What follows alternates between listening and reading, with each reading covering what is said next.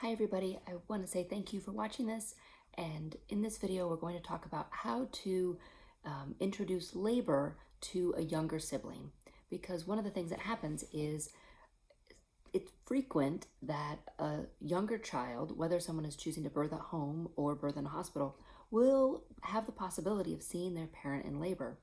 And someone in labor is going to be very, very different than normal everyday parent. And I think it's important to prepare a small child for what that might look like. And the base of this is making sure that you convey your family values about birth to your child. And that is something that I'm not going to go into a lot in this video, because that's definitely some soul searching that might need to happen for you. What is the important things about birth that you want to make sure your child knows? And so that's the first and most important thing to teach. The next part is some more practical things. Someone in labor looks different, and it's important for a kid to understand that, and that is okay. It's okay if someone in labor looks different or is struggling, and that's part of the hard work that's need to be done.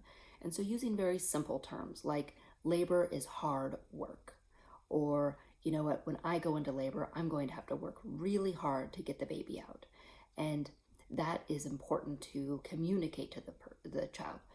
The other thing that is good to be aware of is that when it comes to these important conversations with kids, there is a recommendation to have 100 1-minute conversations versus one 100-minute conversation. I don't remember where that term came from, but it applies to anything that you want to talk to your kids about throughout time.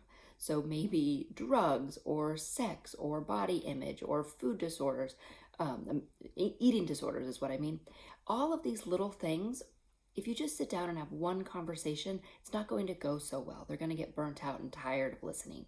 But if you have 100 1-minute conversations sprinkled throughout the week, sprinkled throughout the month, it gives them an awareness that this is a topic that is okay to talk about.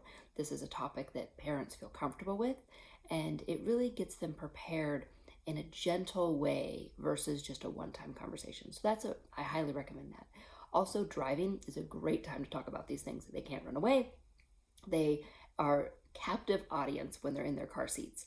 And so those are some recommendations of when and how long to have these conversations. Aside from communicating that it's hard work, it's important that kids know what it actually looks like to be in labor. And so I recommend that the pregnant parent and even the support people might demonstrate what it looks like, so that the child knows and is not surprised if they wake up in the middle of the night to their parent, who is normally gentle and sweet and kind, moaning and groaning. And so talking about some things and actually demonstrating. Again, you could say, when I'm in labor, I might be doing something like this. Ooh, ooh, and show them what it sounds like. You can talk about the fact that you might cry in labor, or the fact that you might scream and be noisy, or you might keep your eyes closed.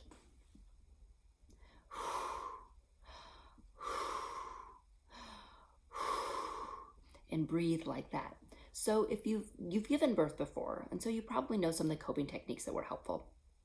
Talking to them about what those look like and actually demonstrating. And some kids might even say like, oh, stop doing that. That's scary. But it's important to normalize some of those behaviors. That is the hard work of labor, and it's important that kids know that you'll be doing something different. Also talk about what the support people will do. If you're going to have a doula with you, if there's going to be midwives coming to your house, any home visitors, let the kid know ahead of time who those people are, and if possible, let them meet that person, so that, again, middle of the night or early morning, the child doesn't come home to all of these strangers in the house and not know about it ahead of time. Even if your child is pre-verbal, maybe your kid isn't able to have full conversations yet, they probably will be able to understand that there's new people, new friends coming over to help with the baby. Moving on from the birth, it's also important that you prep your child for what it will look like in the postpartum period. What do you want that first 2, 4, 7 days to look like? after the baby is born, and describe that in a descriptive terms for the baby. You might even say and demonstrate, act out what you might be doing. So this might be you sitting on the couch and lounging around. And you just say, this is what I'm going to be doing after the baby comes. And you can get a baby doll and say, the baby will need to drink milk, and I'm going to give the baby lots of milk. You might lay in bed and say, this is where I'll be after the baby is born. And just demonstrate that your body is going to be healing, your body is going to be resting, and your body is going to be doing a lot of hard work even after the baby's born.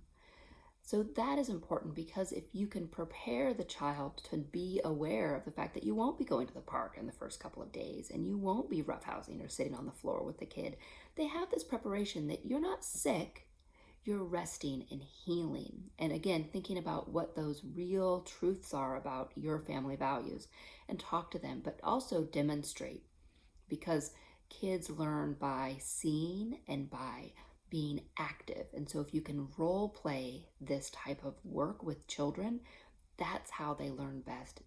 Really, it's rare the person that learns best from a lecture. Doing is how kids learn. And so I hope this video gave you a few examples, a few ideas to kind of brainstorm for your family what it is that you want to incorporate as you prepare your child for the birth of their sibling. All right, thank you so much for watching. If you have any comments or questions, you can definitely contact me and let me know what I left out or what might be helpful to add for next time. Best of luck in preparing your child for being a sibling. Bye-bye.